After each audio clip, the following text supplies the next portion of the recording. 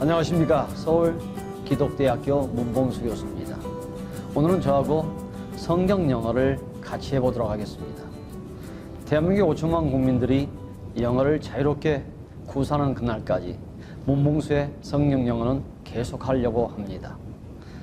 대한민국 국민들이 영어를 참 어려워합니다. 이유인즉슨 영어 학자 입장에서 봤을 때 영어를 어렵게 공부했기 때문이 아닐까 싶습니다. 그래서 영어는 먼저 간단합니다. 쉽습니다.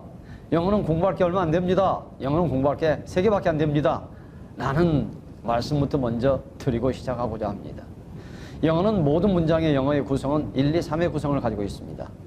1, 2, 3만 알게 되면 영어를 쓰고 말하고 듣고 읽는데 전혀 하자가 없는 것입니다. 이는 주어입니다. 이는 뭐예요? 그것도 잘 기억해 보십시오. 동사입니다. 왜 동사를 이라고 그래요? 동사는 둘 중에 하나밖에 없습니다. 동사가 움직일 동자예요. 동력 동자가 아닙니다. 움직임을 나타내는 동사를 갖다가 일반 동사라고 하고 움직임이 없으면 비동사라고 구분합니다. 그럼 동사는 몇 개다? 2개다.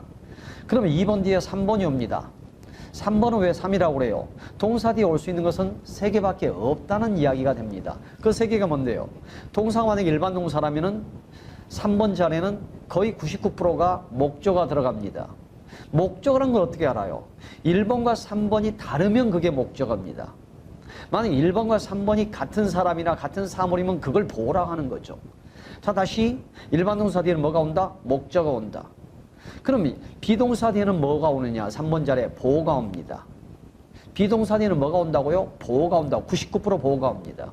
그럼 보호는 뭐냐? 1번과 3번이 같았을 때 1번과 3번이 같은 사물이나 1번과 3번이 같은 사람일 때 그걸 보호라 하는 거죠. 나머지 1%밖에 이제 없잖아요. 나머지 1%는 뭐예요? 부사입니다. 부사가 뭔데? 장소나 방법이나 시간을 나타내는 부사입니다. 영어 끝. 영어 100% 끝났잖아요. 영어는 1, 2, 3이라고. 이름 뭐? 주어. 이름 뭐? 동사. 왜 동사가 2인데? 동사는 2개밖에 없어. 그 다음에 2번 다음에 3은 뭔데? 3개가 온다고. 목적어가 오든지 보호가 오든지 부사가 오든지. 1번하고 3번이 서로 다른 사람 다른 사물이면 목적어, 1번과 3번이 같은 사람이나 같은 사물이면 보호, 나머지 장소나 방법 시간을 나타내는 뭐 부사. 영어 정리 다 끝난 겁니다. 근데 왜 성경을 하고 있냐? 성경이 영어에 정말로 엑기스 같은 영어의 부분들이 성경에 많이 들어가 있어요.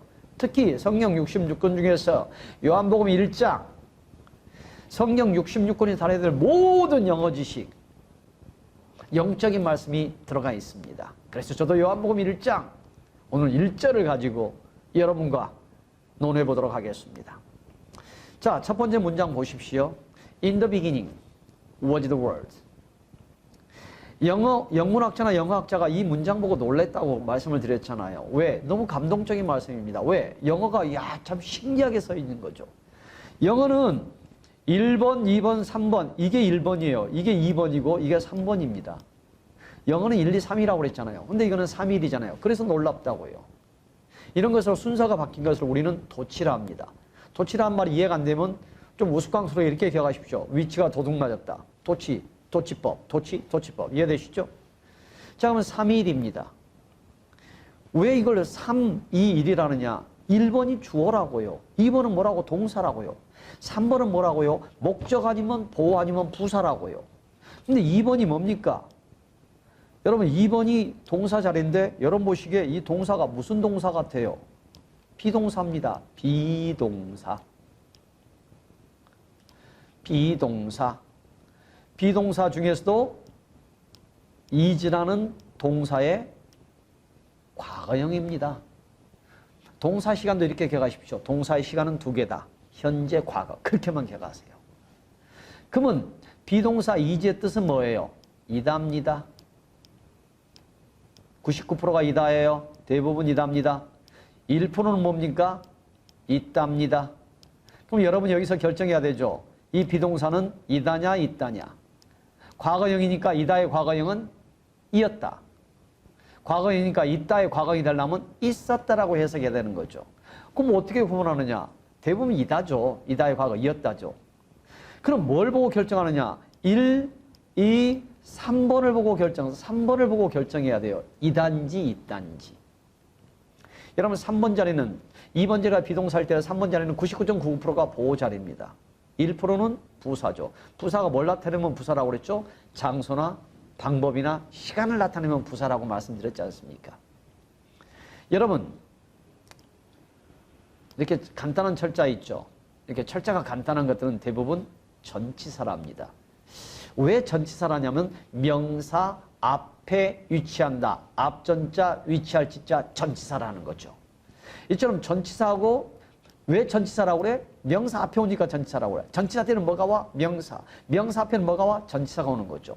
그래서 전치사 플러스 명사는 그걸 부사라고 하는 겁니다. 부사가 왔기 때문에 또 왜 부사예요? 장소나 방법과 시간을 나타내면 부사라고 그랬죠? 태초에 장소일까? 방법일까? 시간일까? 시간이죠. 그러니까 부사가 확실히 맞습니다. 부사이기 때문에 이때 was는 이다의 과거형 이었다가 아니라 있다의 과거형 있었다라고 해석을 하는 거죠. 해석해 봅시다. 1, 2, 3이니까 3이 1이라도 1번을 먼저 해석해야 돼. 그래서 말씀이. 또 여기서 왜 이를 붙이는가? 여러분, 1번 주어 자리에는 공통점이 꼭 끝말에 은, 는, 이, 가로 붙이는 게 핵심입니다. 근데 그냥 단어라고 하든지 말이라고 하든지 할 것이지 왜 여기서 말씀이라고 합니까? 여러분, W자가 대문자예요. 여러분, 대문자로 쓴다는 것은 그게 고유명사라는 뜻이고요. 고유명사라는 이 세상에서 하나밖에 없는 것을 고유명사랍니다. 그래서 하나밖에 없는 말, 그 말이 뭔데? 하나님의 말. 그래서 우리는 말씀이라고 해드리는 겁니다. 그래서 말씀이 왜 이라고 해야 돼요? 1번 자리는 없는 이가를 붙이라고 그랬잖아요. 그러니까 말씀이 이렇게 하는 겁니다. 그러면 W자가 소문자면은 말이 이렇게 하라는 거예요. 일반적인 말이니까. 그건 보통명사라는 겁니다. 그래서 말씀이 2번에 이다의 과거형 이었다가 아니라 뭐라고 그랬죠? 있다의 과거형 있었다라고 해야 된다고 그랬죠. 왜? 3번이 부사니까. 말씀이 있었다. 언제? 태초에. 정확하게 해석하면 1번 해석하고 3번부터 거꾸로 올라오는 게 해석이고 2번을 마지막에 해석하는 거니까 말씀은 태초에 있었다. 말씀이 태초에 있었다. 이게 원칙입니다. 그런데 강조를 하기 위해서 3번이 앞으로 튀어나왔으니까는 3번부터 한번 해석하고 1, 2로 들어갑시다. 태초에 말씀이 있었다. 이러한 문장의 형태를 보고 모든 영문학자나 영어학자가 참 감동적이라고 이야기했다고 분명히 말씀을 드렸습니다. 자, 그러면 2번 문장, 두 번째 문장으로 한번 들어가 봅시다. And 그리고 the word 말씀은 또는 말씀이 왜 은이나 이를 붙여요? 이게 1번, 2번, 그 다음에 3번. 이거는 1, 2, 3 순서대로 정확하게 왔네요. 그래서 1번 자리는 주어 자리는 은는 이가를 붙이라고 했으니까 말씀이 또는 말씀은 was는 뭐의 과거라고 그랬어요? 비동사 is의 과거형이라고 그랬습니다. is의 뜻이 뭐라고? 이다. 이다의 과거형이 뭐라고? 이었다. 그 다음에 나머지 1%는 뭐라고? 99%는 이다로 해석하고 나머지 91%는 뭐라고? 있다. 이다와 있다는 언제 구분해라? 3번으로 구분해달라고 그랬어요. 3번이 뭐죠? God 앞에 뭐가 왔어요? with가 왔네. with가 왔어요. with가 왔습니다. with가 뭔데? 함께라는 말이에요. 전치사입니다. 전치사 플러스 명사가 들어갔네. 그럼 뭐예요? 부사예요. 장소도 아닌 것 같고 시간도 아니고 방법 같죠. 하나님과 함께니까. 그러니까 오라 3번 자리에 오라 뭐가 왔어? 부사가 왔네. 부사가 왔으니까는 was는 이다의 과거형 이다의 과거형이었다가 아니라 있다의 과거형 있었다라고 또 해석해야 되는 게 원칙입니다. 그러니까 말씀은 있었다. 누구와 함께? 하나님과 함께. 말씀은 하나님과 함께 있었다 라고 하는 겁니다. 자, 그렇다면 이제 세 번째 들어가 볼까요? 세 번째 문장 보십시다. 또 1번, 2번, 3번입니다. 지금까지는 다르게 첫 번째 was, 두 번째 동사 was, 세 번째 동사 was 모양은 똑같아. 그런데 해석은 달라. 왜? 첫 번째 워즈의 3번은 뭐였죠? 부사. 두 번째 워즈의 3번도 뭐였죠? 부사.